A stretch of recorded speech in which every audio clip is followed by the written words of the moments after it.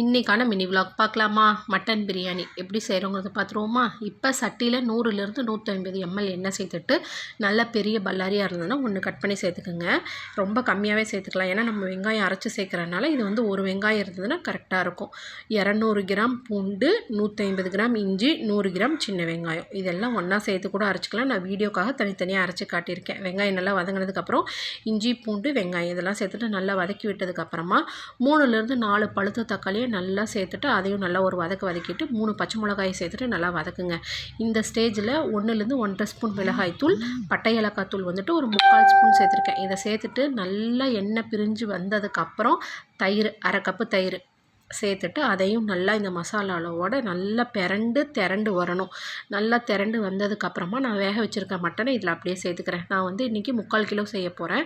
நான் சொன்ன அளவு 1 கிலோ வரைக்குமே கரெக்டாக இருக்கும். 3/4 கிலோ மட்டனை சேர்த்துட்டு நான் மட்டன் கொழுப்பும் வந்து கொஞ்சம் சேர்த்துருக்கேன். ஏன்னா சாப்பாடு நல்லா உதிரியாக நல்லா டேஸ்ட்டு சூப்பராக இருக்கும்.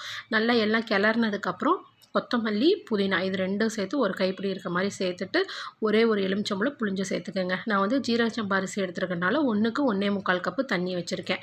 நல்லா தண்ணி கொதி வந்ததுக்கப்புறம் உப்பு காரம் எல்லாம் செக் பண்ணி பார்த்துட்டு அரிசியில் துளியும் கூட தண்ணி இல்லாமல் நல்லா வடிச்சிட்டு அரிசியை சேர்த்து அரிசியும் தண்ணியே இல்லாமல் பதமாக வரணும்.